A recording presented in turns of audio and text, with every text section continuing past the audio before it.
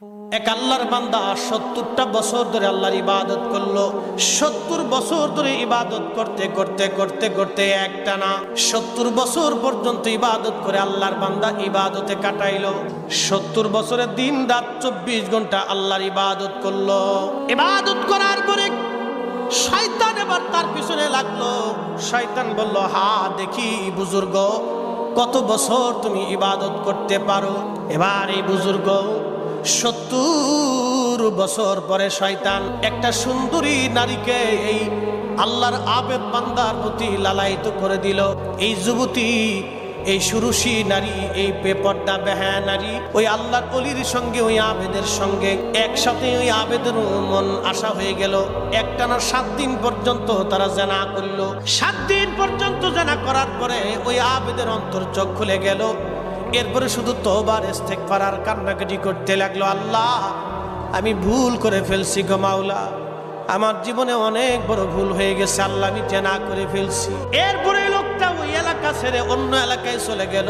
ক্ষমা চাইতে চাইতে সারা রাত দিন ভর ইবাদত করতে করতে খেয়ে না খেয়ে সে ক্লান্ত হয়ে গেল। সে লক্ষ্য করলো 12 জন ফকির মিসকিন এক জায়গায় বসে আছে, আর একজন ভদ্রলোক ওই 12 জন ফকিরকে প্রত্যেক দিন 12টা করে রুটি তারে দিয়ে যায়। 12 জনকে 12টা রুটি দিয়ে যায়। আল্লাহর বান্দা প্রত্যেক দিন 12টা করে রুটি দিয়ে যায়, 12টা করে রুটি বান্দা দিয়ে যায়। ওই আবেদ চিন্তা করলো, রে তাহলে আমি ক্ষুধার্ত, আমি তাদের কাতারেও যায় বসি। ওই আবেদ প্রচন্ড ক্ষুধা নিয়ে ওই 12 জন ফকিরের কাতারে এসে বসে গেল রুটির আশায়। সারাদিন শেষে ওই বান্দা 12টা রুটি নিয়ে 12 জন ফকিরের কাছে আসছে। 12 জনকে 12টা রুটি দিয়ে দিল।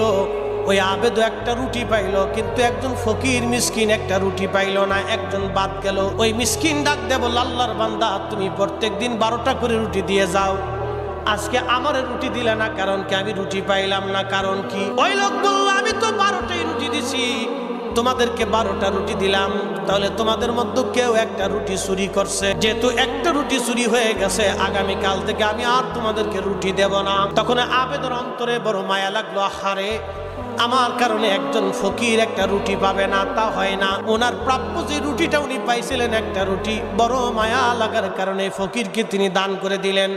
যাও, তোমাকে এই রুটিটা আমি আমার পক্ষ থেকে দিয়ে দিলাম। ক্ষুধার অবস্থায় ওই লোকটা ওই অবস্থায় মারা গেল। আব্দুল্লাহ ইবনে মাসউদ রাদিয়াল্লাহু আনহু বলেন, আল্লাহ পাক তার নেক এবং গুনাহ তার আমলগুলি ওজন দিতে লাগলেন। 70 বছরের নেক এক পাল্লায় দিল, আর 7 দিনের জেনার গুনাহ আর এক পাল্লায় দেওয়ার পরে দেখা গেল, রে 7 দিনের জেনার গুনাহগুলি 70 বছর ইবাদতের চাইতে বেশি ভারী হয়ে গেছে। 70 বছরের আমলগুলি 7 দিনের গুনার কারণে গুনার পাল্লা ভারী হয়ে গেল, নেকির পাল্লা হালকা হয়ে গেল।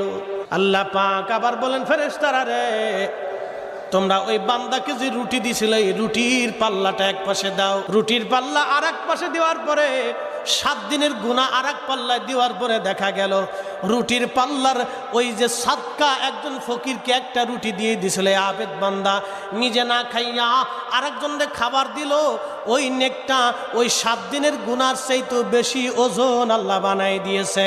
তার মানে 70 বছর ধরে ইবাদত করলে যেই নেক, একটা রুটি একজন অভুক্তকে খাওয়াইলে তার পরিমাণে বেশি নেকি আল্লাহ দিয়ে দিছে।